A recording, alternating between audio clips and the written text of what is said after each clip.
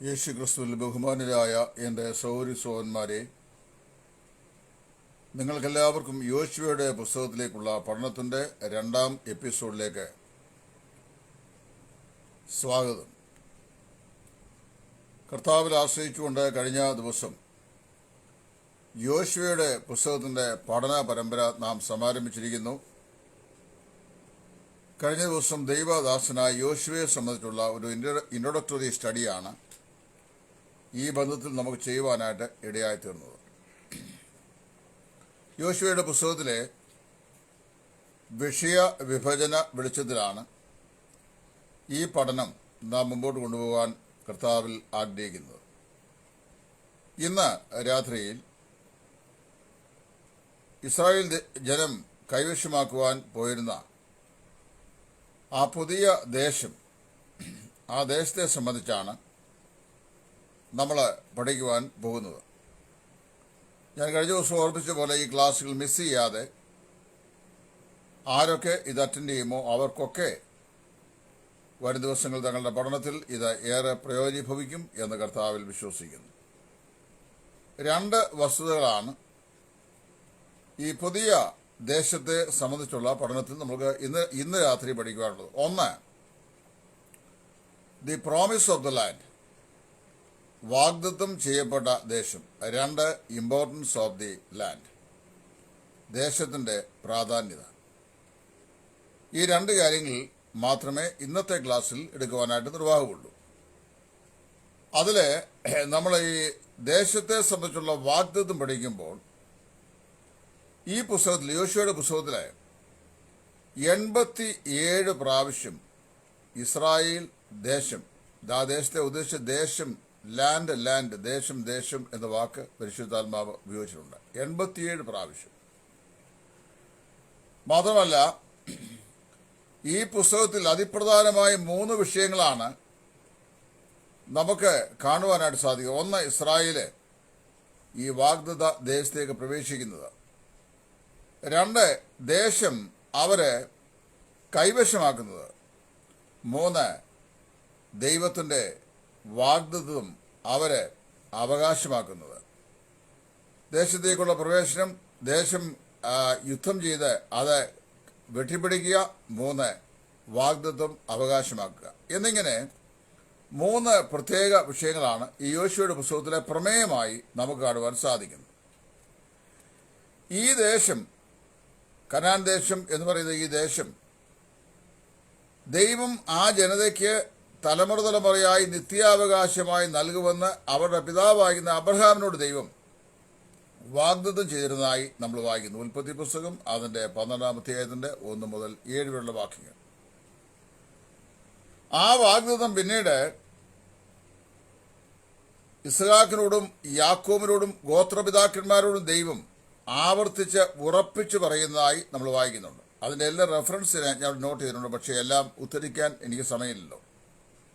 ഇസ്ഹാക്കിനോട് ഉൽപ്പത്തി 26-ന്റെ 1 മുതൽ 5 വരെയുള്ള വാക്യങ്ങളിലും, യാക്കോബിനോട് 28-ന്റെ 4-ാം വാക്യത്തിലും 13, 15 വാക്യങ്ങളിലും, അതുപോലെ യാക്കോബിന്റെ പിൻതലമുറക്കാരായിരുന്ന ഇസ്രായേൽ മക്കളോട് അതിന്റെ ഉൽപ്പത്തി പുസ്തകം 50-ന്റെ 24-ലും ദൈവം ആവർത്തിച്ച് ഈ ദേശം അവർ കൈവശമാക്കുന്നതിനെ സംബന്ധിച്ച് അവരോട് പ്രസ്താവിച്ചിട്ടുണ്ട്. ഇതുകൂടാതെ നമ്മൾ പഴയ തിരുവെഴുത്തിന്റെ ഫലഭാഗങ്ങൾ വായിക്കുമ്പോൾ നിരവധി റെഫറൻസുകളിൽ ഈ വാഗ്ദത്ത ദേശം ദൈവം ഇസ്രായേലിന് വേണ്ടി വേർതിരിച്ച് അവർക്ക് നൽകും എന്നുള്ള ആ ദൈവത്തിന്റെ വാഗ്ദത്തത്തിന്റെ റീഅഫർമേഷൻ നമുക്ക് ആവർത്തിച്ച് വായിക്കുകയും പഠിക്കുകയും ചെയ്യാൻ സാധിക്കുന്നുണ്ട്. മോശയുടെ യാത്രയയപ്പ് പ്രസംഗത്തിൽ എന്ന് പറഞ്ഞാൽ അദ്ദേഹം ഏറ്റവും ഒടുവിലായി പ്രസംഗിച്ച പ്രസംഗം, ആവർത്തന പുസ്തകം 33-ാം അധ്യായം. അവിടെയാണല്ലോ ഇസ്രായേലിന്റെ 12 ഗോത്രങ്ങളെയും പിസ്ഗയിൽ നിന്നുകൊണ്ട് അനുഗ്രഹിച്ചുകൊണ്ട് മോശ സംസാരിക്കുന്ന വലിയ നീണ്ട ഒരു പ്രസംഗം. ആ പ്രസംഗത്തില് അദ്ദേഹം ഈ വാഗ്ദത്ത ദേശമായി ഇസ്രായേൽ ദേശത്തെ സംബന്ധിച്ച് വളരെ വ്യക്തമായി പറഞ്ഞിരിക്കുകയാണ്. അതായത് അദ്ദേഹം പറയുന്നു, ജനത്തിന്റെ ഉത്തരവാദിത്തമാണ്, ഇസ്രായേലിന്റെ ഉത്തരവാദിത്തമാണ്, കടമയാണ് ഈ ദേശം അവകാശമാക്കുക എന്നുള്ളത്. അപ്പോൾ അവരുടെ ജീവിതയാത്രയുടെ ആത്യന്തികമായ ലക്ഷ്യം എന്ന് പറയുന്നത് ഇസ്രായേൽ ദേശം അവകാശമാക്കുക എന്നുള്ളതായിരുന്നു. ആവർത്തന പുസ്തകം നമ്മൾ വായിക്കുമ്പോൾ ഏതാണ്ട് 200 പ്രാവശ്യം ദേശം എന്ന വാക്ക്, ഇസ്രായേൽ ദേശത്തെ ഉദ്ദേശിച്ച ദേശം എന്ന വാക്ക് ആവർത്തന പുസ്തകത്തിൽ ഉപയോഗിച്ചിട്ടുണ്ട്. അവകാശമാക്കുക എന്ന പദം 50 പ്രാവശ്യം ആവർത്തന പുസ്തകത്തിൽ ഉപയോഗിച്ചിട്ടുണ്ട്. ഇസ്രായേൽ ദേശത്തെ സൂചിപ്പിക്കുവാൻ 200 പ്രാവശ്യവും ദേശം അവകാശമാക്കുക എന്നുള്ള പദം 50 പ്രാവശ്യവും ദൈവം ആവർത്തിച്ച് അവിടെ പറഞ്ഞിരിക്കുന്നതായി നമ്മൾ വായിക്കുന്നു. ഇസ്രായേൽ മക്കളെ ഈ ദേശം അവകാശമാക്കിയത് ദൈവം അബ്രഹാമിനോട് ചെയ്ത ഉടമ്പടിയുടെ അടിസ്ഥാനത്തിലാണ്. ദൈവം അബ്രഹാമിനോട് പറഞ്ഞു, ഉടമ്പടിയിൽ പറഞ്ഞു, നിന്റെ കടിപ്രദേശത്ത് അനുഭവിക്കുന്ന നിന്റെ വിശുദ്ധ ജനം ഈ വാഗ്ദത്ത ദേശം അവകാശമാക്കും എന്ന് ദൈവം അവരോട് പറഞ്ഞു. എന്നാൽ അവർ അത് അനുഭവിക്കുന്നത് ദൈവത്തോടുള്ള അവരുടെ അനുസരണത്തിന്റെ അടിസ്ഥാനത്തിലായിരുന്നു. അവകാശമാക്കുന്നതും അനുഭവിക്കുന്നതും 2 കാര്യങ്ങളാണ്. ഒരാൾക്ക് 10 ഏക്കർ ഭൂമി ഉണ്ടെന്നിരിക്കട്ടെ, അദ്ദേഹം ആ ഭൂമിയുടെ ഉടമസ്ഥനാണ്. എന്നാൽ അദ്ദേഹം ആ 10 ഏക്കർ ഭൂമി പ്രയോജനമായ നിലയിൽ അത് ഉപയോഗിക്കാൻ കഴിയണമെങ്കിൽ ഭൂമിയുടെ പ്രമാണം സംബന്ധിച്ച് അദ്ദേഹം അതിൽ അധ്വാനിക്കുകയും അതിനെ വാട്ടർ ചെയ്യുകയും അതിനെ സംരക്ഷിക്കുകയും അതിനെ സൂക്ഷിക്കുകയും അതിൽ കൃഷി ഇറക്കുകയും അതിന്റെ ഫലം അനുഭവിക്കുകയൊക്കെ ചെയ്യണം എന്ന് പറഞ്ഞ പോലെ ദേശം അവകാശമാക്കിയത് അബ്രഹാമിനോട് ദൈവം ചെയ്ത മാറ്റമില്ലാത്ത ഉടമ്പടിയുടെ അടിസ്ഥാനത്തിലായിരുന്നു. എന്നാൽ ജനം അത് അനുഭവിക്കേണ്ടിയിരുന്നത് ദൈവത്തോടുള്ള അവരുടെ അനുസരണത്തിന്റെ അടിസ്ഥാനത്തിലായിരുന്നു എന്ന് ലേവ്യ പുസ്തകം 26, ആവർത്തന പുസ്തകം 28 മുതൽ 30 അധ്യായങ്ങൾ ദൈവാത്മാവ് രേഖപ്പെടുത്തിയിട്ടുണ്ട്. ജനം അനുസരിക്കുമെങ്കിൽ അവർക്ക് അനുഗ്രഹവും, അനുസരണക്കേട് കാണിക്കുമെങ്കിൽ അനുസരണക്കേട് കാണിച്ച് അവർ ദൈവത്തിൽ നിന്ന് വിഗ്രഹങ്ങളിലേക്ക് തിരിയുമെങ്കിൽ ദൈവം അവരെ ദേശത്ത് വെച്ച് തന്നെ ശിക്ഷിക്കുമെന്നും ആ ശിക്ഷയിലും അവർ മാനസാന്തരപ്പെട്ടില്ല എങ്കിൽ ദൈവം അവരെ പ്രവാസദേശത്തേക്ക് അയക്കുമെന്നും ദൈവം പറഞ്ഞിട്ടുണ്ട്. പ്രത്യേകിച്ച് ശ്രദ്ധിച്ച് കേൾക്കണം. ദേശം അവരുടേതാണ്. അത് അബ്രഹാമിനോട് ചെയ്ത ഉടമ്പടി അടിസ്ഥാനത്തിൽ ദൈവം അവർക്ക് നൽകി. എന്നാൽ അത് അനുഭവിക്കുക എന്നുള്ളത് അവർ ദൈവത്തെ എങ്ങനെ സേവിക്കും, ദൈവത്തോട് എങ്ങനെ അനുസരണം കാണിക്കും എന്നുള്ള അടിസ്ഥാനത്തിലാണ്. അതാണ് ഈ പുസ്തകം വിവരിക്കുന്നത്. എനിക്കറിയാവുന്ന ഒരു വലിയ ജന്മിയുടെ മകനുണ്ടായിരുന്നു. ഇവിടെ അല്ല, കോട്ടയത്തിന്റെ പടിഞ്ഞാറ് ഭാഗത്താണ്. 8-10 ഏക്കർ വസ്തു, അതിനകത്ത് ധാരാളം വസ്തുവകളുമുണ്ട്. അതിനകത്തുള്ള അടയ്ക്ക മരത്തിൽ നിന്ന് കിട്ടുന്ന 10 മരത്തിൽ നിന്ന് പറിച്ചു കിടക്കുന്ന അടയ്ക്ക പറിച്ചു കൊടുത്താൽ അയാൾക്ക് സുഭിക്ഷമായി ജീവിക്കാം. ഇദ്ദേഹം ഒരു അവിവാഹിതനാണ്, ഒരു ജന്മിയുടെ മകനാണ്, അവിവാഹിതനാണ്. പക്ഷേ ഒരു ദരിദ്രനായിട്ട് അദ്ദേഹം ജീവിച്ച് എന്ന് പറഞ്ഞു കഴിഞ്ഞാൽ അദ്ദേഹം ഷർട്ട് ഇടുകയില്ല, ഒരു മുഷിഞ്ഞ മുണ്ടുകൊടുത്ത് ഇങ്ങനെ നടക്കും, അലഞ്ഞു തിരിഞ്ഞ് നടക്കും. ജന്മിയുടെ മകനാണ്, 10 ഏക്കർ വസ്തു സ്വന്തമായി ഉള്ളവനാണ്, പക്ഷെ അനുഭവിക്കാൻ കഴിയുന്നില്ല. ഇത് തന്നെയാണ് ഇസ്രായേൽ പാപം ചെയ്താൽ ദേശം അബ്രഹാമ്യ ഉടമ്പടി മുഖാന്തരമായി ദൈവം അവർക്ക് നൽകിയതാണെങ്കിലും അവർക്ക് അനുഭവിക്കാൻ കഴിയണമെങ്കിൽ ദൈവത്തെ അവർ അനുസരിക്കണമായിരുന്നു. എപ്പോഴൊക്കെ അവർ ദൈവത്തെ അനുസരിക്കുമോ അപ്പോഴെല്ലാം അവർ അനുഗ്രഹിക്കപ്പെടുകയും എപ്പോഴൊക്കെ അവർ ജീവനുള്ള ദൈവത്തെ ഉപേക്ഷിച്ച് വിഗ്രഹങ്ങളിലേക്ക് തിരിയുമോ അപ്പോഴൊക്കെ ദേശത്ത് വെച്ച് തന്നെ ദൈവം അവരെ ചാസ്റ്റൻ ചെയ്യുന്നു, പണിഷ് ചെയ്യുന്നു, ശിക്ഷിക്കുന്നു, ബാലശിക്ഷ കഴിക്കുന്നു. ബാലശിക്ഷയിൽ അവർ നന്നാകുന്നില്ല എങ്കിൽ ദൈവം അവരെ ബാബിലോൺ ശിക്ഷയിലേക്ക് അയക്കുന്നു. ഇതാണ് ഈ പുസ്തകത്തിലെ പ്രമേയം. വളരെ വ്യക്തമായി നമുക്കത് മനസ്സിലാക്കുവാൻ കഴിയുന്നുണ്ട്. 70 വർഷക്കാലമാണ് ഈ ബാലശിക്ഷയ്ക്ക് വിധേയപ്പെടാതിരുന്ന ഇസ്രായേൽ ജാതി ബാബിലോൺ ശിക്ഷയ്ക്കായി അയക്കപ്പെട്ടതായി ഇവിടെ വായിക്കുന്നത്. ദൈവം ഈ ദേശത്തെ കുറിച്ച് പറഞ്ഞിരിക്കുന്നത് മനോഹര ദേശം എന്നാണ്. ഈ പുസ്തകത്തിന്റെ 8-ാം അധ്യായത്തിന്റെ 7 മുതൽ 10 വാക്യങ്ങൾ, യോശുവയുടെ പുസ്തകം 8-ാം അധ്യായത്തിന്റെ 7 മുതൽ 10 വാക്യങ്ങൾ, ഇസ്രായേൽ ദേശം അതിനെ മനോഹര ദേശം എന്നാണ് പറഞ്ഞിരിക്കുന്നത്. മിസ്രൈം ദേശത്തെയും അവിടുത്തെ ഫറവോന്റെ ഏകാധിപത്യത്തെയും അതിന് വിപരീതമായി ഇവിടെ പറയപ്പെടുന്ന പ്രയോഗമാണ് ഈ മനോഹര ദേശം എന്ന് പറയുന്നത്. അത് ഇസ്രായേലിനെ സംബന്ധിച്ചിടത്തോളം അവരുടെ വിശ്രാമത്തിന്റെ അല്ലെങ്കിൽ സ്വസ്ഥതയുടെയും അവരുടെ അവകാശത്തിന്റെയും അവരുടെ അധിവാസത്തിന്റെയും ദേശമായിരുന്നു. ദൈവം അവർക്ക് നൽകിയ വിശ്രാമത്തിന്റെ സ്ഥലം കനാൻ ദേശം എന്ന് പറയുന്നത് ഇസ്രായേൽ ദൈവം നൽകിയ വിശ്രാമത്തിന്റെ സ്വസ്ഥതയുടെ ദേശമാണ്. അതുകൊണ്ടാണ് അവരുടെ സ്വസ്ഥതയിൽ പ്രവേശിക്കുകയില്ല എന്ന് ഞാൻ ആ ജനത്തോട് എന്റെ കോപത്തിൽ സത്യം ചെയ്തു. അവരെല്ലാവരും മരുഭൂമിയിൽ വെച്ച് പട്ടുപോയി എന്ന് പറയുമ്പോൾ അവർ വാഗ്ദത്ത ദേശമായ കനാൻ ദേശം അവകാശമാക്കിയിരുന്നായി പറയുന്നതിന്റെ അർത്ഥം. ദ റെസ്റ്റ്, വിശ്രാമം അല്ലെങ്കിൽ സ്വസ്ഥത. 2, ഇൻഹെറിറ്റൻസ്, അവകാശം. 3, ഡ്വെല്ലിംഗ് പ്ലേസ് ഓഫ് ഗോഡ്, ദൈവ നിവാസം. ഇസ്രായേലിനെ സംബന്ധിച്ച് ഈ സ്ഥലം അങ്ങനെയാണ്. യോശുവയുടെ പുസ്തകം 12-ന്റെ 9-11 വാക്യങ്ങൾ. അത് കഴിഞ്ഞ് നമ്മൾ വായിക്കുമ്പോൾ ഈ ഈ മിസ്രൈമിലെ അവരുടെ അടിമത്വവും മരുഭൂമിയിലെ അവരുടെ പങ്കപ്പാടുകളും കഷ്ടപ്പാടുകളും കഴിഞ്ഞ് ജനം ചെന്ന് എത്തിച്ചേരേണ്ട സ്വസ്ഥതയുടെ അനുഭവമാണ് ഈ കനാലിലെ വാസം എന്ന് പറയുന്നത്. നമ്മളെ സംബന്ധിച്ചത് ശരിയാണ്. പാപത്തിന്റെ അടിമത്വം, അത് കഴിഞ്ഞാൽ ഈ ലോകമാകുന്ന മരുഭൂയാത്രയിലെ ജീവിതത്തിന്റെ ക്ലേശങ്ങൾ, അത് കഴിഞ്ഞാൽ നിത്യമാകുന്ന സ്വസ്ഥത. ഇങ്ങനെയാണ് ദൈവം അത് വെച്ചിരിക്കുന്നത്. അവിടെ ഇസ്രായേൽ മക്കൾ ഏറ്റവും ഒടുവിലായി ചെന്ന് അനുഭവിക്കേണ്ടിയിരുന്ന ദൈവിക സ്വസ്ഥതയായിരുന്നു അവർക്ക് നൽകപ്പെട്ട ഈ കനാൻ ദേശം എന്ന് പറയുന്നത്. അതാണ് ഈ യോശുവ ഇവിടെ വിവരിക്കുന്നത്. പ്രവാചകനായ യെഹെസ്കേൽ അദ്ദേഹത്തിന്റെ പുസ്തകത്തിന്റെ 20-ാം അധ്യായത്തിന്റെ 6-15 വാക്യങ്ങൾ, യെഹെസ്കേൽ പ്രവാചകന്റെ പുസ്തകം 20-ന്റെ 6-15 വാക്യങ്ങൾ ഇവിടെ വായിച്ച് ഞാൻ കേൾപ്പിക്കേണ്ടതാണ്. പക്ഷേ സമയത്തിന്റെ പരിമിതി കൊണ്ട് വായിക്കാൻ ഞാൻ ആഗ്രഹിക്കുന്നില്ല. 6-15 വാക്യങ്ങൾ ഈ ദേശത്തെ പ്രവാചകന് വിശേഷിപ്പിക്കുന്നത് the glory of all lands, സർവ ദേശങ്ങളുടെയും മനോഹര സ്ഥലം എന്നാണ്. സകല ജാതികളുടെയും മനോഹര സ്ഥലം, സകല ജനതകളുടെയും മനോഹര സ്ഥലം. ഇപ്പൊ ഇസ്രായേൽ ദേശം എന്ന് പറയുന്നത് ലോകത്തിലെ മറ്റെല്ലാ ജനതകളെക്കാളും എല്ലാ രാജ്യങ്ങളെക്കാളും എല്ലാ ദേശങ്ങളെക്കാളും മനോഹരമായ ദേശം എന്നാണ് യെഹെസ്കേൽ പ്രവാചകന്റെ പുസ്തകത്തിൽ യെഹെസ്കേൽ ഈ ദേശത്തെ പറയുന്നത്. അതിന്റെ ന്യൂ ഇന്റർനാഷണൽ വേർഷൻ ട്രാൻസ്ലേഷൻ അത് ഞാൻ പകൽക്കാലം നോക്കി.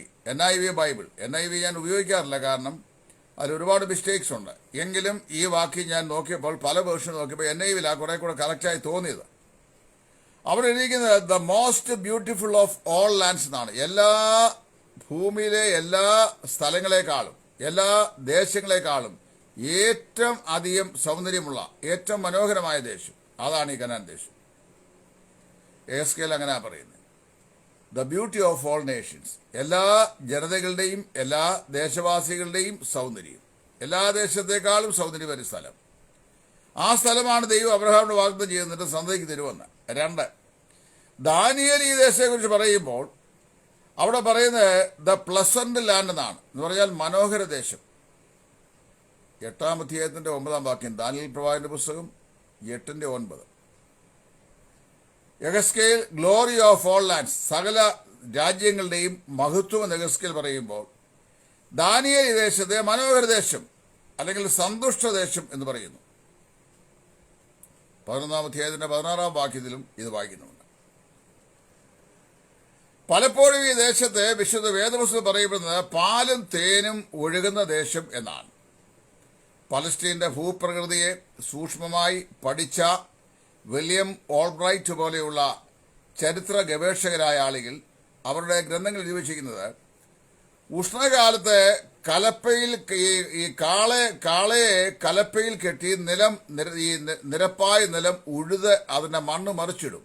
2 പർപ്പസ് അവിടെ. ഒന്ന്, ഉഷ്ണകാലത്ത് ശക്തമായ വെയിലിൽ ആ മൺകട്ട ഉടഞ്ഞ് വെന്ത് അത് പൊടിയായി മാറും, മണ്ണായി മാറും. ആദ്യ മഴ പെയ്യുമ്പോൾ കൃഷിഭൂമി ഇറക്കും. അതിനുവേണ്ടിയാണ് കലപ്പയാൽ ഈ ഉഴുത് മറിച്ചിടുകയാണ് മണ്ണ്. അങ്ങനെ ഉഴുതു മറിച്ചിടുന്ന ഈ മണ്ണിന്റെ കട്ടിയായ മൺതരികൾ ഇങ്ങനെ മറിഞ്ഞു കിടക്കുമ്പോൾ അതിന്റെ ഇടയിൽ നിലത്ത് വന്നിട്ട് തേനീച്ചകൾ കൂട് വയ്ക്കും. ഈ മൺകട്ടികളുടെ ഇടയിൽ കലപ്പ കൊണ്ട് കാളയെ ഉഴുതുക വരുമ്പോൾ ഈ മൺകട്ടി എന്ത് ചെയ്യും? അത് വീണ്ടും കലപ്പ കൊണ്ട് മറിയുമ്പോൾ ഇതിൽ ഈ തേനീച്ചകൾ കൂടുവെച്ച ചെറുതേനീച്ചകളാണ്. കൂടുവെച്ച് അതിന്റെ അട ഈ കലപ്പ കൊണ്ട് ഉടയും. അത് എടുത്ത് ഇവർ ഭക്ഷിക്കും. യോനാഥാൻ യുദ്ധത്തിനായി പോകുമ്പോൾ ഒരു മരുഭൂമിയിൽ വയൽപ്രദേശത്ത് നിന്ന് കഴിഞ്ഞപ്പോൾ ഒരു തേൻകട്ട കണ്ട് അവനത് എടുത്ത് ഭക്ഷിച്ചു എന്ന് നമ്മൾ വായിക്കുന്നുണ്ട്. അപ്പോൾ അങ്ങനെ അക്ഷരികമായി ഇപ്പൊ തേന്റെ അട ഇങ്ങനെ അത് കലപ്പയെ കൊണ്ട് അത് പൊട്ടി നിലത്തൂടെ തേൻ ഒഴുകും. അക്ഷരികമായി സംഭവിക്കുന്ന പാല് തേനും ഒഴുകുന്ന ദേശം പറഞ്ഞാൽ സഹസ്രാബ്ദ ഭൂമിയിൽ യെശയ്യാ പ്രവാചകൻ പറയുമ്പോൾ വിദൂര ഭാവിയിൽ ഒരു ഗ്രാമത്തിൽ ഒരു പശുവിനെ വളർത്തിയാൽ ആ പശുവിന്റെ പാല് കൊണ്ട് ആ ഗ്രാമം മുഴുവൻ ഉപജീവനം കഴിക്കുന്നതാണ് പറഞ്ഞ്. വെള്ളം ചേർക്കുന്നതല്ല. മുമ്പൊരിക്കൽ ഞാൻ പറഞ്ഞ ഒരു വീട്ടിൽ നിന്ന് ഞാൻ പാല് വാങ്ങിച്ചുകൊണ്ടിരുന്നു. വെള്ളത്തിൽ പാല് ചേർത്താണ് തന്നുകൊണ്ടിരുന്നത്. ചായ കുടിക്കുമ്പോൾ മനം മറി. അത് കുറെ കഴിയുമ്പോൾ നിർത്തി. പാലിൽ വെള്ളം ചേർക്കുക എന്ന് പറയുന്നത് സാധാരണക്കാരായ ആളുകളൊക്കെ ചെയ്യുന്ന അവരുടെ ആവശ്യബോധം കൊണ്ടൊക്കെ ചെയ്യുന്നതായിരിക്കാം. അത് തെറ്റാണ്, ചെയ്യാൻ പാടില്ല. പക്ഷെ ചിലരൊക്കെ ചെയ്യും. എന്നാൽ വെള്ളത്തിൽ പാല് ചേർത്തെന്നാലോ? അങ്ങനെയാണ് ഇവിടെ പറയുന്നത്. സമൃദ്ധിയായി പാല് ലഭിക്കുന്ന സ്ഥലം, അപ്പൊ സമൃദ്ധിയായി തേന്, സമൃദ്ധിയായി പാല്, ഇതാ ദേശത്തിന്റെ പ്രത്യേകത എന്ന് പറഞ്ഞു കഴിഞ്ഞാൽ ഇത്രയേ ഉള്ളൂ. ആ ദേശം സമൃദ്ധമാണെന്ന, ഫലസമൃദ്ധമാണ് അതിന്റെ അർത്ഥം. ഫലസമൃദ്ധമായ ദേശം. സകല ജാതികളുടെയും മഹത്വം എന്നും പിന്നെ സന്തുഷ്ട ദേശമെന്നും മനോഹര ദേശമെന്നും പാലും തേനും ഒഴുകുന്ന ദേശമെന്നും എല്ലാം ഈ ദേശത്തെക്കുറിച്ച് പറഞ്ഞിട്ടുണ്ട്. ഈ യോശുവയുടെ പുസ്തകം ആ വർണ്ണനയാണ് നമുക്ക് നൽകുന്നത്. അവിടെ ഈ വാഗ്ദത്ത ദേശത്തെക്കുറിച്ച് അത്രയും മാത്രമേ ഞാൻ പറയുന്നുള്ളൂ. ഇനി അടുത്തത്, ഈ ദേശത്തിന്റെ പ്രാധാന്യത, വാഗ്ദത്ത ദേശമായ ഇസ്രായേൽ ദേശത്തിന്റെ പ്രാധാന്യത എന്താ നോക്കാം. യെഹെസ്കേൽ പ്രവാചകൻ യെരൂശലേമിനെ കുറിച്ച് പറയുമ്പോൾ പറയുകയാണ്, അതിന്റെ 5-ാം അധ്യായത്തിന്റെ 5-ാം വാക്യം, യെഹെസ്കേൽ പ്രവാചകന്റെ പുസ്തകം 5-ാം അധ്യായത്തിന്റെ 5-ാം വാക്യം. അവിടെ പറയുന്നത് ഇങ്ങനെയാണ്: Jerusalem was in the centre of the Nations. ജാതികളുടെ മധ്യത്തിൽ, ജനതകളുടെ മധ്യത്തിലുള്ള സ്ഥലം. വളരെ മനോഹരമായ ഒരു പ്രയോഗമാണ്. ലോകരാഷ്ട്രങ്ങളുടെ മധ്യത്തിലുള്ള ഒരു സ്ഥലം. ദൈവം അങ്ങനെ ഇസ്രായേൽ ദേശത്തെ ക്രമീകരണം ചെയ്തത്. ഇത് യെരൂശലേമാകുന്നു, ഞാൻ അതിനെ ജാതികളുടെ മധ്യയെ വെച്ചിരിക്കുന്നു. യെഹെസ്കേൽ പ്രവാചകന്റെ പുസ്തകം 5-ാം അധ്യായത്തിന്റെ 5-ാം വാക്യം. യഹോവ പറയുകയാണ്, ഇത് യെരൂശലേമാകുന്നു, ഞാൻ അതിനെ ജാതികളുടെ മധ്യയെ വെച്ചിരിക്കുന്നു. I have placed it in the centre of the Nations. 5-5. 38-ാം അധ്യായത്തിന്റെ 12-ാം വാക്യം പറയുന്നത്, ലോകത്തിന്റെ മധ്യത്തിൽ ഈ രാജ്യത്തെ വെച്ചിരുന്നതാണ്. ലോകത്തിന്റെ മധ്യത്തിൽ. ഒരു ചരിത്രകാരൻ പറഞ്ഞിരിക്കുന്നത്, ഇസ്രായേൽ ദേശത്ത് എന്നിട്ട് ഒരു കോമ്പസ് കൊണ്ട് ആ കോമ്പസിന്റെ മുന ഇസ്രായേൽ ദേശത്ത് നാട്ടിയിട്ട് ലോകത്തെ മൊത്തം കൂടെ അത് കറക്കിയാൽ, അതിന്റെ മറ്റേ മുന കറക്കി കഴിഞ്ഞാൽ ആ കോമ്പസ് എന്റെ നടുകൊണ്ട് ഭൂലോകത്തിന്റെ മൊത്തം വൃത്തത്തിന്റെ നടുവിൽ നിൽക്കുന്ന സ്ഥലമാണിതെന്നാണ് യെഹെസ്കേൽ പ്രവാചകന്റെ പുസ്തകം 38:12. അപ്പോൾ യെരൂശലേം ജാതികളുടെ മധ്യത്തിൽ ദൈവം ചെയ്യുന്ന പട്ടണം, ഇസ്രായേൽ ലോകത്തിന്റെ മധ്യത്തിൽ ദൈവം ചെയ്യുന്ന ദേശം. അതിന്റെ അർത്ഥം ഏതാന്ന് ചോദിച്ചു കഴിഞ്ഞാൽ, ലോക ജനതയുടെ ജീവന് ആധാരമായിരിക്കുന്ന സ്ഥലമെന്നാണ് അതിന്റെ അർത്ഥം. ഒറ്റവാക്കി പറഞ്ഞ, ലോക ജനതയുടെ ജീവനും നിലനിൽപ്പിനും ആധാരമായിരിക്കുന്ന സ്ഥലം. യോഹന്നാന്റെ സുവിശേഷം 4:22 എന്താ കർത്താവ് പറഞ്ഞ്, രക്ഷ യഹൂദന്മാരുടെ ഇടയിൽ നിന്ന് വരുന്നു. രക്ഷ യഹൂദന്മാരുടെ ഇടയിൽ നിന്ന് വരുന്നു. ലോകത്തിന് രക്ഷ, ലോകത്തിന്റെ പ്രതീക്ഷ, ലോകത്തിന്റെ രക്ഷ, ലോകത്തിന്റെ പ്രതീക്ഷ, അതിന്റെ സ്ഥിരാകേന്ദ്രമായി ജാതികളുടെ മധ്യേ ദൈവം വെച്ച പട്ടണമാണ് യെരൂശലേം. ലോകത്തിന്റെ നടുവിൽ ദൈവം വെച്ച രാജ്യമാണ് ഇസ്രായേൽ. അതുകൊണ്ടാണ് ഇസ്രായേലിന് ഇത്രയും പ്രാധാന്യമുള്ളത്. പഴയ നമ്മുടെ പത്തനംതിട്ട ജില്ല വിഭജിക്കുന്നതിന് മുമ്പ് ഉണ്ടായിരുന്ന കൊല്ലം ജില്ലയുടെ വലിപ്പം മാത്രമുള്ള ഒരു ദേശത്തെ ലോകത്തിന്റെ മധ്യഭാഗമായി ദൈവം സൂക്ഷിച്ചിട്ട് പറയുകയാണ്, salvation is coming from the juice. രക്ഷ യഹൂദന്മാരുടെ പക്കൽ നിന്ന് വരുന്നു. യോഹന്നാൻ 4:22. അതേക്കുറിച്ച് മഹാനായ മനുഷ്യൻ പറയുന്ന വാക്ക് ഞാനിങ്ങനെ പറയാം, ഞാൻ നോട്ട് ചെയ്തിട്ടുണ്ട്. അദ്ദേഹം പറയുകയാണ്, God chose the land of Israel to be the stage on which the great drama of redemption would be presented. ദൈവത്തിന്റെ വീണ്ടെടുപ്പിന്റെ വേലയുടെ മഹത്വകരമായ പ്രദർശന വേദിയായി ദൈവം എന്ത് ചെയ്യുന്നു? ഇസ്രായേലിനെ ഭൂപടത്തിൽ വെച്ചിരിക്കുന്നു. മാനവജാതിയെ വീണ്ടെടുക്കുവാനുള്ള ദൈവത്തിന്റെ വീണ്ടെടുപ്പൻ പദ്ധതിയുടെ പ്രദർശന വേദിയായി ദൈവം യെരൂശലേമിനെ അല്ലെങ്കിൽ ഇസ്രായേലിനെ ലോകത്തിന്റെ മധ്യത്തിൽ പ്രതിഷ്ഠിച്ചിരിക്കുന്നു. എത്രയോ സത്യമായ കാര്യമാണ്. ഉൽപ്പത്തി പുസ്തകം 3-ാം അധ്യായത്തിന്റെ 15-ാം വാക്യത്തിൽ പാപം ചെയ്തു പോയ മനുഷ്യനോട് ദൈവം ആദ്യം പറഞ്ഞു, സ്ത്രീയുടെ സന്തതി സർപ്പത്തിന്റെ തലയെ തകർക്കും. പുരുഷന്റെ സന്തതി എന്നല്ല പറഞ്ഞിരിക്കുന്നത്, സ്ത്രീയുടെ സന്തതി. Seed of the woman shall bruise the head of the serpent. സാധാരണയായി പ്രോജനി, അതിന് ഉത്തരവാദി പുരുഷനാണ്. സ്ത്രീ ഗർഭം ധരിച്ച് പ്രസവിക്കുന്നുവെന്ന് മാത്രമേ ഉള്ളൂ. എന്നാൽ ഇവിടെ പറയപ്പെടുന്ന യേശുക്രിസ്തുവിനെ കുറിച്ചാ, സ്ത്രീയുടെ സന്തതി പറയുന്നത് യേശുക്രിസ്തുവിനെ കുറിച്ചാ. ഹവ്വ തെറ്റിദ്ധരിച്ചു, കായീനായിരിക്കും ചിന്തിച്ചു, അതാ യഹോവ എനിക്ക് ഒരു മകനെ തന്നു എന്ന് പറഞ്ഞ് അവൾ അവനെ കായീൻ എന്ന് പേരിട്ടു എന്നാ വായിക്കുന്നത്. കായീൻ അല്ല, കർത്താവായ യേശുക്രിസ്തുവാണ്. ദൈവം ഒരു രക്ഷിതാവിനെ ലോകത്തിന് വാഗ്ദത്തം ചെയ്ത് ആദ്യമായി ഉൽപ്പത്തി 3:15 അതിൻ്റെ ആദ്യത്തെ പടിയാണ് ദൈവം അബ്രഹാമിനെ ആ വാഗ്ദത്തത്തിന്റെ നിവർത്തിക്കായി മെസോപ്പൊട്ടോമിയയിലെ കൽദയരുടെ ഊരിൽ നിന്ന് വിളിച്ച് വേർതിരിച്ചത്. മെസോപ്പൊട്ടോമിയയിലെ കൽദയരുടെ ഊരിൽ നിന്ന് ഒരു മനുഷ്യരെ അബ്രഹാമിനെ ദൈവം വിളിച്ച് വേർതിരിച്ച് കാണിപ്പാനിരിക്കുന്ന ദേശത്തേക്ക് പോക എന്ന് അവനോട് പറഞ്ഞ് അവനെ അവന്റെ വീട്ടിൽ നിന്ന് വിളിച്ച് പുറത്തു കൊണ്ടുവന്ന് അവരെ വേർപെടുത്തി ദൈവം അവനിൽ കൂടിയാണ് ലോകത്തിന്റെ രക്ഷിതാവായ യേശു ക്രിസ്തുവിനെ സ്ത്രീയുടെ സന്തതിയായി ലോകത്തിന് അവതരിപ്പിക്കുവാൻ ക്രമീകരണം ചെയ്തത്. അത് ഉൽപ്പത്തി പുസ്തകം 12-ാം അധ്യായത്തിൽ നമ്മൾ വായിക്കുന്നു. എന്ന് മാത്രമല്ല, നമ്മൾ പഴയമത്തിന്റെ രേഖകൾ സൂക്ഷ്മമായി പരിശോധിക്കുകയും വിശകലനം ചെയ്താൽ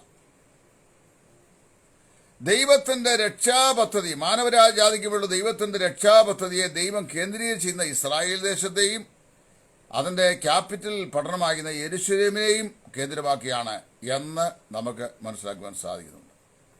മെസോപ്പൊട്ടോമിയയിലെ കൽദയരുടെ ഊരിൽ നിന്ന് അബ്രഹാമിനെ ദൈവം വിളിച്ചു. അവൻ അവിടുന്ന് യാത്രയാവുകയാണ് ഒരു പുതിയ ദേശത്തേക്ക്. കാണിപ്പാനിരിക്കുന്ന ദേശം എന്നാണ് ദൈവം അവനോട് പറഞ്ഞത്. ആ കാണിപ്പാനിരിക്കുന്ന ദേശം എന്ന് ദൈവം വിഭാവന ചെയ്ത കനാൻ ദേശം വെച്ചാണ് വാഗ്ദത്ത സന്തതികളായ ഇസ്ഹാക്കും യാക്കോബും ജനിക്കുന്നത്. ഉൽപ്പത്തി പുസ്തകം അതിന്റെ ആദ്യ താളുകളിൽ നാം അത് വായിക്കുന്നു. അത് കഴിഞ്ഞാൽ ഉൽപ്പത്തി പുസ്തകം 49:10 വയസ്സിയെന്ന വൃദ്ധനായ യാക്കോബ് തന്റെ വടിയുടെ അഗ്രം ചാരി ഇസ്രായേലിന്റെ 12 ഗോത്രങ്ങളെ അനുഗ്രഹിക്കുമ്പോൾ അവരോട് പറഞ്ഞ അനുഗ്രഹ വാചകങ്ങളിൽ ഒരു കാര്യം വിളിച്ചു പറഞ്ഞു. ലോകത്തിന്റെ വീണ്ടെടുപ്പുകാരൻ യഹൂദ ഗോത്രത്തിൽ നിന്ന് വരും. അവകാശമുള്ളവൻ വരുവോളം രാജ്യതന്നെ യഹൂദയുടെ തുടയുടെ നടുവിൽ നിന്ന് നീങ്ങിപ്പോകുകയില്ല. The scepter shall not be moved out between the thigh of Judah until the Shiloh come. അവകാശമുള്ളവൻ വരുവോളം രാജതണ്ണ് യഹൂദയുടെ കാലുകളുടെ ഇടയിൽ നിന്ന് നീങ്ങിപ്പോകുകയില്ല എന്ന് പറഞ്ഞു. യഹൂദ ഗോത്രത്തിലാണ് അവൻ ജനിക്കുന്നതെന്ന് ഉൽപ്പത്തി 49:10 യാക്കോബ് പറഞ്ഞാ പോയി. 2, അവന്റെ കുടുംബം ദാവീദിന്റെ വംശാവലി ആയിരിക്കും എന്ന് പ്രത്യേകം പറഞ്ഞിട്ടുണ്ട്. ശമൂവേലിന്റെ 2-ാം പുസ്തകം 7-ാം അധ്യായം. എന്റെ ദൈവമായ യഹോവ എന്നെപ്പോലൊരു പ്രവാചകനെ നിന്റെ ജനത്തിനിടയിൽ നിന്ന് നിനക്ക് എഴുന്നേൽപ്പിച്ചു തരും എന്ന് ശമൂവേൽ പ്രവാചകന്റെ പുസ്തകം അതിന്റെ 2 ശമൂവേൽ 7-ാം അധ്യായത്തിൽ പറഞ്ഞു. അപ്പോൾ യഹൂദ ഗോത്രത്തിൽ അവൻ അബ്രഹാമിന്റെ സന്തതിയായി അവൻ ജനിക്കും. യഹൂദ ഗോത്രത്തിലായിരിക്കും അവൻ ഉണ്ടാവുക. പിന്നെ അവന് പുറപ്പെട്ടു വരുന്നത് ദാവീദിന്റെ വംശാവലിയിൽ കുടുംബത്തിലായിരിക്കും. 2 ശമൂവേൽ 7. He would be born of a virgin in Bethlehem. മാത്രമല്ല അവൻ ജനിക്കുന്നത് ഒരു കന്യകയുടെ മകനായിട്ടായിരിക്കും. എങ്കിൽ മാത്രമേ ഉൽപ്പത്തി 3:15 പറയപ്പെടുന്ന സ്ത്രീയുടെ സന്തതി എന്ന് പറയുന്ന ആദ്യത്തെ പ്രവചനം നിവർത്തിക്കപ്പെടാൻ കഴിയുള്ളൂ. അത് ഈ വാക്യം പറയുന്ന യെശയ്യാ പ്രവാചകന്റെ പുസ്തകം 7-ാം അധ്യായത്തിന്റെ 14-ാം വാക്യത്തിലാണ്. കന്യക എന്നതിന് 2 വാക്കുകളാണ് പഴയപത്തിൽ ഉപയോഗിച്ചിട്ടുള്ളത്. എബ്രായ ബൈബിളിൽ അങ്ങനെ ബഥൂല ആൻഡ് അൽമ. ബഥൂല ആൻഡ് അൽമ. ബഥൂല എന്ന വാക്കിന് കന്യക എന്നും വിവാഹപ്രായമായ കന്യക എന്ന അർത്ഥമുണ്ട്. എന്ന് പറഞ്ഞാൽ she is just a pure virgin. ബഥൂല ഇസ്ഹാക്കിന് വേണ്ടി ഭാര്യയായ റിബേക്കയെ തേടി ഇറങ്ങിയ എലിയാസർ അവൻ നടന്ന് തന്റെ ഗൃഹത്തോടടുക്കുമ്പോൾ സമീപമുള്ള കിണറ്റിങ്കിൽ വെള്ളം കുടിക്കാൻ ഒട്ടകങ്ങളെ അവിടെ നിർത്തിയപ്പോൾ ഒരു ബാലിക പാത്രവുമായി വന്ന് വെള്ളം കോരുന്നു. അവിടെ വായിക്കുന്നത് ബാലിക സുന്ദരിയും പുരുഷൻ സ്പർശിക്കാത്ത കന്യകയും ആയിരുന്നു എന്നാണ്. അപ്പൊ ബഥൂല എന്ന വാക്കിന്റെ അർത്ഥം a woman or a maiden who has not been touch by a man. പുരുഷനാൽ തൊട്ടിട്ടില്ലാത്ത ഒരു പവിത്രവതിയായിരിക്കുന്ന കന്യക, അതാണ് ബഥൂല. പക്ഷെ ആ വാക്കല്ല യെശയ്യാ 7:14 പരിശുദ്ധാത്മാ ഉപയോഗിച്ചിരുന്നത്. അവിടെ ഉപയോഗിച്ചിരുന്ന വാക്ക് അൽമ എന്ന് പറയുന്ന വാക്കാണ്. അൽമ. എന്തുകൊണ്ട് ഈ ബഥൂല എന്ന് പറയുന്ന വാക്ക് ഉപയോഗിക്കാതെ? കന്യക ഗർഭിണിയായി ഒരു മകനെ പ്രസവിക്കും എന്നെഴുതുമ്പോൾ പുരുഷൻ സ്പർശിക്കാത്ത ഒരു കന്യക എന്ന് മാത്രം ആണ് ആ വാക്കിന് വരണമെങ്കിൽ അതിന്റെ അർത്ഥം എന്ത് ചെയ്യണം? അത് ബഥൂല എന്ന വാക്ക് ഉപയോഗിക്കേണ്ടത്. പക്ഷെ ഇവിടെ ബഥൂല എന്ന വാക്ക് ഉപയോഗിക്കാതെ അവിടെ ഉപയോഗിക്കുന്ന വാക്ക് അൽമ എന്നുള്ള എബ്രായ ഭാഷ വായിക്കാൻ നിങ്ങൾക്കറിയാമെങ്കിൽ നിങ്ങൾ വായിക്കുക. എനിക്ക് വായിക്കാൻ അറിയാം, അതുകൊണ്ട് ഞാൻ നോക്കി വെച്ച് പറഞ്ഞുള്ളൂ. അപ്പോൾ അവിടെ ഈ അൽമ എന്ന വാക്ക്, ഈ അൽമ എന്ന പദത്തിന് രണ്ടർത്ഥമുള്ളത്. ഒരേ വ്യക്തിയെ സൂചിപ്പിക്കുക. ഒന്നാമത്തെ അർത്ഥം എ ചെയിസ്റ്റ് വെർജിൻ, പുരുഷൻ സ്പർശിക്കാത്ത കന്യക. 2 കൊരിന്ത്യർ 11-ാം അധ്യായത്തിന്റെ 3-ാം വാക്യത്തിൽ I have exposed you unto the Lord Jesus Christ as a chaste virgin. ഞാൻ ക്രിസ്തു എന്ന ഏക പുരുഷന് നിങ്ങളെ നിർമ്മല കന്യകയായി ഏൽപ്പിപ്പാൻ വിവാഹം നിശ്ചയിച്ചിരിക്കുന്നു. നിർമ്മല കന്യക എന്ന് പറഞ്ഞാൽ a woman who is not been touched by a man എന്നാണ് അതിന്റെ അർത്ഥം. എല്ലാ കന്യകമാരും നിർമ്മലരല്ല, ആരും നിർബന്ധമില്ല. പക്ഷെ ഇവിടെ പറയപ്പെടുന്ന കന്യക എങ്ങനെയുള്ളതായിരിക്കണം? Must be a chaste virgin. അപ്പോൾ തന്നെ she is a woman of marriageable age, വിവാഹപ്രായം ആയ ഒരു സ്ത്രീയുമാണ്. അങ്ങനെ പദമാണ് ഇവിടെ യെശയ്യാ 7:14 കന്യക ഗർഭിണിയായി ഒരു മകനെ പ്രസവിക്കും എന്ന് ഉപയോഗിച്ചിരിക്കുന്നത്. അപ്പോൾ അവനെ എങ്ങനെ ഉത്ഭവിക്കും? ആദ്യത്തെ കൽപ്പന വാഗ്ദത്തം 33:15 സ്ത്രീയുടെ സന്തതിയായി അവൻ ജനിക്കും. 2 അവന് ഏത് വംശാവലി വരും? അബ്രഹാമ്യ വംശാവലി വരും. പിന്നെ അവന് ഏത് കുടുംബത്തിലാണ് പിറക്കുന്നത്? ദാവീദിന്റെ കുടുംബത്തിലാണ് പിറക്കുന്നത്. അവൻ ഏത് ഗോത്രത്തിലാണ് ജനിക്കുന്നത്? യഹൂദ ഗോത്രത്തിൽ ജനിക്കും. അവകാശമുള്ളവൻ വരുമ്പോഴും രാജധരണ യഹൂദയുടെ കാലുകളിൽ നിന്ന് നീങ്ങിപ്പോകുകയില്ല. പിന്നെ അത് കഴിഞ്ഞ് അവന് എങ്ങനെ ജനിക്കും? അവൻ കന്യകയുടെ മകനായി ജനിക്കും. ഇത് ഈ യെശയ്യാ 7:14 പറയുമ്പോൾ ഈ ആൽമ എന്ന വാക്ക് ബഥൂലായ്ക്ക് വരെ ഉപയോഗിച്ചതിന്റെ കാര്യം കൂടെ പറഞ്ഞേക്കാം. മുമ്പ് ഞാൻ പറഞ്ഞിട്ടുള്ളതാണ് ഒരിക്കൽ ഒരു മെസ്സേജിനകത്ത്, ബഥൂല ആൻഡ് ആൽമ. ഈ ആഹാസ് രാജാവാണ് ഈ രസീൻ ദമേശേക്ക് എന്ന് പറയുന്ന 2 രാജ്യങ്ങളും രാജാക്കന്മാരും ഇസ്രായേൽ എന്ന് പറയുന്ന രാജ്യത്തെ ആക്രമിക്കാൻ വരുന്നത് കണ്ട് ഭയപ്പെട്ട് വിറച്ചിരിക്കുന്നത്. അവർ വളരെ ഭയചകിതനായിപ്പോയി. 2 രാജാക്കന്മാർ ഒന്നിച്ച് ഈ ഒരു ചെറിയ രാജ്യത്തെ ആക്രമിക്കാൻ വരിക. അപ്പോൾ അവൻ ഭയപ്പെട്ടിരിക്കുമ്പോൾ യഹോവയായ ദൈവം യെശയ്യാവിന് പറഞ്ഞു, നീ ആഹാസ് രാജാവിന്റെ കൊട്ടാരത്തിൽ ചെന്ന് അവനോട് പറയണം, മീതെ ആകാശമെങ്കിലും താഴെ ഭൂമിയിലെങ്കിലും ഒരടയാളം ചോദിച്ചുകൊള്ളുക യഹോവയോട് എന്ന് പറഞ്ഞാൽ ഈ 2 ജാതികൾ നിന്നെ ആക്രമിക്കുകയില്ല എന്നതിലേക്കുള്ള അടയാളം. ഇവനൊരു ദുഷ്ടനാണെങ്കിലും അല്പം ദൈവഭയമുള്ളവരായിരുന്നു. ഞാൻ ഇന്നത്തെ കാലത്തെ പല വിശ്വാസികളെക്കാൾ നല്ലവനായിരുന്നു ആഹാസ്. ഇന്നത്തെ കാലത്തെ പല വിശ്വാസികളും ദുഷ്ടന്മാരെക്കാൾ അധമന്മാരാ എന്ന അനുഭവം പറയുന്നു.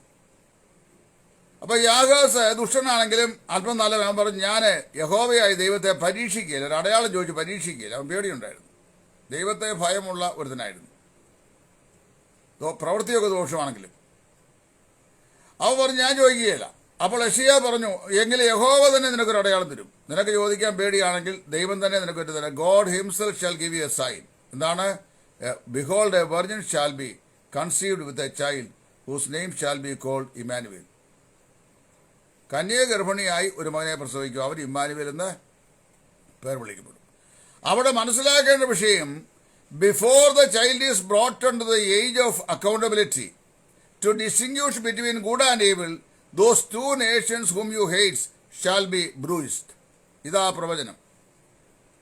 കന്യക ഗർഭിണിയായി ഒരു മകനെ പ്രസവിച്ച് ആ മകൻ നന്മതിന്മകളെ അറിയാൻ പ്രായമാകുന്നതിന് മുമ്പ് നീ ദ്വേഷിക്കുന്ന 2 രാജാക്കന്മാരും ഛേദിക്കപ്പെടും. ഇതാണ് ആഹാസിന്റെ കാലത്ത് സംഭവിക്കേണ്ടത്. അത് പ്രവചനത്തിന് 2 ഫുൾഫിൽമെന്റ്. 1 ചരിത്രപരമായ നിവർത്തി, 2 ഭാവിയിലെ നിവർത്തി. ഫ്യൂച്ചർ, അതായത് historical fulfilment and futuristic fulfilment. Ahaz രാജാവിന് ഈ സംഭവം ഒരു അടയാളമായിരിക്കണമെങ്കിൽ ആഹാസ് രാജാവ് ജീവിച്ചിരിക്കുന്ന കാലഘട്ടത്തിൽ തനിക്ക് വിരോധമായി നിൽക്കുന്ന രസീനും ദമേശക്കും ഈ 2 രാജ്യങ്ങളുടെ തലവന്മാരായ രാജാക്കന്മാർ അദ്ദേഹത്തിന്റെ കാലത്ത് തന്നെ ഛേദിക്കപ്പെടുകയും ആ ഛേദിക്കപ്പെടുന്ന കാലത്തിന്റെ പരിധി എന്ന് പറയുന്നത് കന്യക ഗർഭിണിയായി ഒരു മകനെ പ്രസവിച്ച അവൻ നന്മയും തിന്മയും തമ്മിൽ തിരിച്ചറിയുന്ന പ്രായമാകുന്നതിന് മുമ്പേ ആയിരിക്കണം. എന്ന് പറഞ്ഞാൽ 7 വയസ്സിനാകുമായിരിക്കണം. 7 വയസ്സ് കാലഘട്ടത്തെയാണ് ഈ നന്മയും തിന്മയും തമ്മിൽ തിരിച്ചറിയാൻ പ്രായമായി യഹൂദന്മാർ കണക്കാക്കി വന്നത്. എന്ന് പറഞ്ഞാൽ ഒറ്റവാക്യം പറയാം, ആഹാസ് രാജാവിന്റെ കൊട്ടാരത്തില് ഒരു ശിശു ജനിക്കും. ആ ശിശുവിനെ പ്രസവിക്കുന്ന ഒരു കന്യകയായിരിക്കും. ആ കന്യക ശിശുവിനെ പ്രസവിച്ചു കഴിഞ്ഞാൽ ആ ശിശു നന്മയും തിന്മയും തിരിച്ചറിയാൻ പ്രായമാകുന്ന 7 സംവത്സരം പൂർത്തിയാകുന്നതിന് മുമ്പ് ഇവൻ ദ്വേഷിക്കുന്ന രസീനും ദമേശക്കും ഛേദിക്കപ്പെടും എന്നാ പ്രവചനം. എന്നാൽ മാത്രമേ ആഹാസിന് വിശ്വസിക്കാൻ പറ്റുള്ളൂ പ്രവചനമായിട്ട്. ശരിയാ, ബാക്കി ഹിസ്റ്ററി അവിടെ രേഖപ്പെടുത്തില്ല. കാര്യം ഹിസ്റ്ററിയുടെ എംഫസിസ് പോകുന്നത് ആഹാസിന്റെ കൊട്ടാരത്തിലെ കന്യക പ്രസവിച്ചതിലേക്കല്ല, മറിച്ച് കർത്താവായ യേശുക്രിസ്തുവിന്റെ ജനനത്തിലേക്കാണ്. അതുകൊണ്ട് ഹിസ്റ്ററിയുടെ ആ ഭാഗം അവിടെ ഹൈഡ് ചെയ്ത് ദൈവം. സംഭവിച്ചെന്നാ ചോദിച്ചു കഴിഞ്ഞാൽ, രാജാവിന്റെ കൊട്ടാരത്തിലെ രാജകന്യകമാരിൽ ഒരാൾ, അത് രണ്ടും ശരിയാ, ബഥൂലയാർ കന്യകയുമാണ്, അപ്പോൾ തന്നെ വുമൺ ഓഫ് മാരേജബിൾ ഏജ്, വിവാഹപ്രായമായ ഒരു സ്ത്രീയുമാണ്. അവൾ ഗർഭവതിയായി ഒരു മകനെ പ്രസവിക്കുകയും ആ മകനെ നന്മനന്മകളെ തിരിച്ചറിയാൻ തക്കോണം പ്രായമാകുന്നതിന് മുമ്പ് ഈ ശത്രുരാജാക്കന്മാരെ ഛേദിക്കപ്പെടുകയും ചെയ്യണം. അടുത്ത 8-ാം അധ്യായത്തിൽ വരുമ്പോൾ ഈ രാജാക്കന്മാർ രണ്ടുപേരും ഛേദിക്കപ്പെട്ടതായും ആഹാസ് മരണഭയത്തിൽ നിന്ന് വിടുവിക്കപ്പെട്ടതായും പറയാൽ ഹിസ്റ്ററിയിൽ ആ സംഭവം ഫുൾഫില്ലായി. അവിടെ ഈ അൽമ എന്ന പദത്തിന്റെ രണ്ടർത്ഥവും വരുന്നു. ഒന്നറിയാവോ, ഈ കൊട്ടാരത്തിൽ പ്രസവിച്ച സ്ത്രീ കന്യകയുമായിരുന്നു. രണ്ട്, അവള് വിവാഹപ്രായമായ സ്ത്രീയുമായിരുന്നു.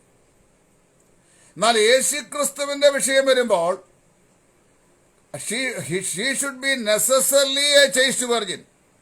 അവൾ ആരായിരിക്കണം? ആത്യന്തികമായും അനിവാര്യമായും പുരുഷൻ സ്പർശിക്കാത്ത കന്യകയായിരിക്കണം. ഇതെങ്ങനെ? ഗബ്രിയേൽ വന്ന് മറിയയോട് കൃപ ലഭിച്ചോളെ, നിനക്ക് വന്ദനം, നീ ഗർഭിണിയായി ഒരു മകനെ പ്രസവിക്കും, അവൻ തന്റെ ജനത്തെ അവരുടെ പാപങ്ങളിൽ നിന്ന് മോചിപ്പാണ്ടിക്കൊണ്ട് നീ അവനെ യേശു എന്ന് പേര് വിളിക്കണമെന്ന് പറയുമ്പോൾ ലൂക്കോസ് 1:37. ഇതെന്തൊരു വന്ദനം! അവൾ ആകപ്പാടെ സ്റ്റാർട്ടിൽഡായി. Since I knew not a man how these things be happened. ഇത് ഞാൻ പുരുഷനെ അറിയാൻ എങ്ങനെ സംഭവിക്കും? അവിടെ ദൂതൻ പറഞ്ഞു, ദൈവത്തിന്റെ പരിശുദ്ധാത്മാവിന്റെ മേൽ വരും. The power of the Almighty God shall overshadow thee, whereas the holy thing which is conceived in thee shall be called the Son of God. ദൈവത്തിന്റെ പരിശുദ്ധാത്മാവ് നിന്റെ മേൽ വരും, അത്യുന്നതന്റെ ശക്തി നിന്റെ മേൽ നിഴലിടും, ആകയാൽ ഉത്ഭവിക്കുന്ന വിശുദ്ധ പ്രജ ദൈവപുത്രൻ എന്ന് വിളിക്കപ്പെടും. അവൾ പുരുഷനെ അറിഞ്ഞുള്ള സ്ത്രീയല്ല. അതേ ദർശനമാണ് ഗൂഢമായി ഉപേക്ഷിക്കാൻ യോസേഫ് തീരുമാനിക്കുമ്പോഴും ദൂതൻ പ്രത്യക്ഷമായി പറയുന്നത്. നീ അവളെ ഉപേക്ഷിക്കാൻ പാടില്ല, അവൾ ഉൽപ്പാദമാക്കുന്ന ദൈവത്തിന്റെ പരിശുദ്ധാത്മാവിനാലാകുന്നു.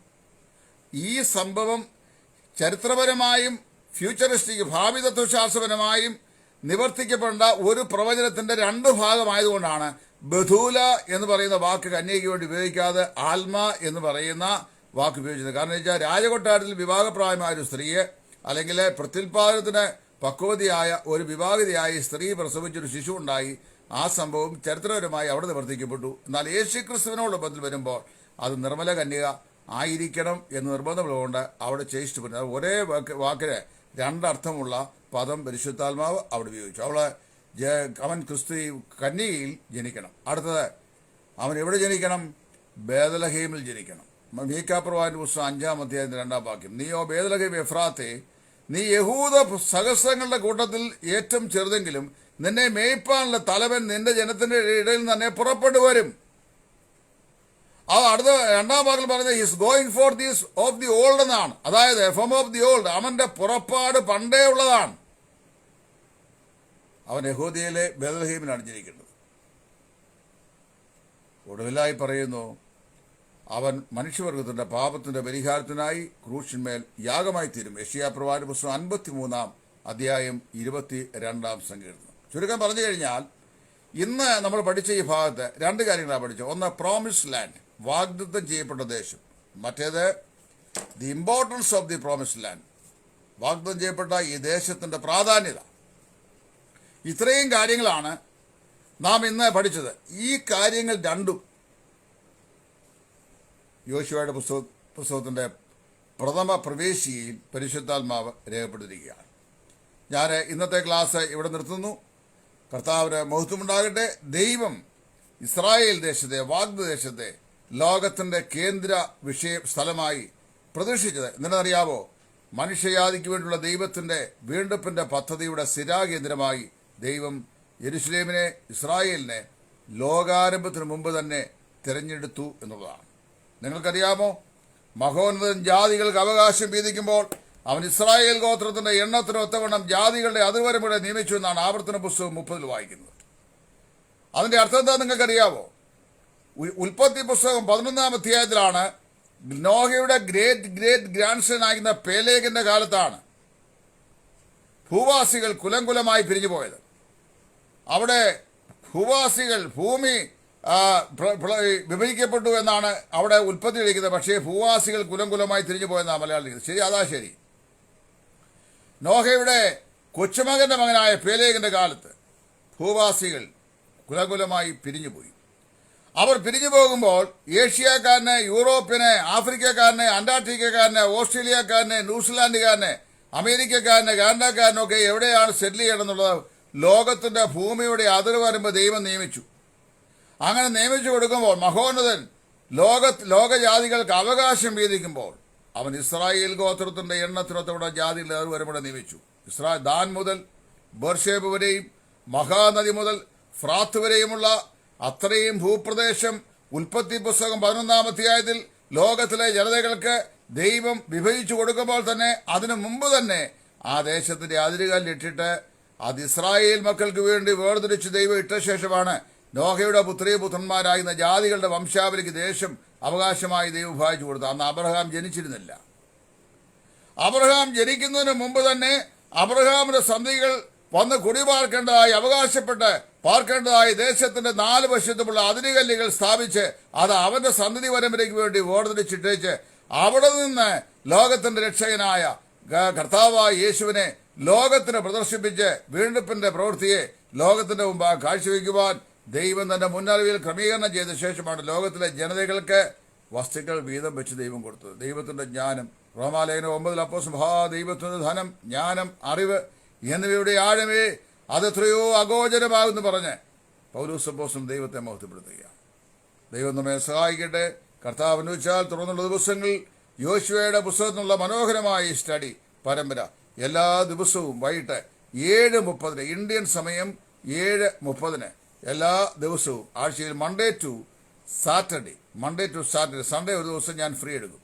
മൺഡേ ടു സാറ്റർഡേ, തിങ്കളാഴ്ച തുടങ്ങി ശനിയാഴ്ചയിലുള്ള എല്ലാ ദിവസങ്ങളും ഇന്ത്യൻ സമയം കൃത്യം 7:30 യോശുവയുടെ പുസ്തകത്തിനുള്ള ഈ പഠന പരമ്പര ഉണ്ടായിരിക്കുന്നതാണ്. നമുക്ക് നിങ്ങൾ കഴിവതും എല്ലാവരും ഇത് അറ്റൻഡ് ചെയ്യുക. മറ്റുള്ള സ്നേഹിതരെ കൂടെ ഇത് അറിയിക്കുക. നിങ്ങൾക്ക് ഇത് അനുഗ്രഹമായി തീരും. ആവശ്യക്കാർക്ക് നോട്ടും സൂക്ഷിച്ചു വയ്ക്കാനുള്ള സാവകാശമുണ്ട്. ദൈവം എല്ലാവരെയും സഹായിക്കട്ടെ. ക്രിസ്തുവിൽ നിങ്ങളുടെ സഹോദരൻ സുവിശേഷകൻ ടൈറ്റസ് ഫ്രം ഇടയാറുമുള്ള. Thank U.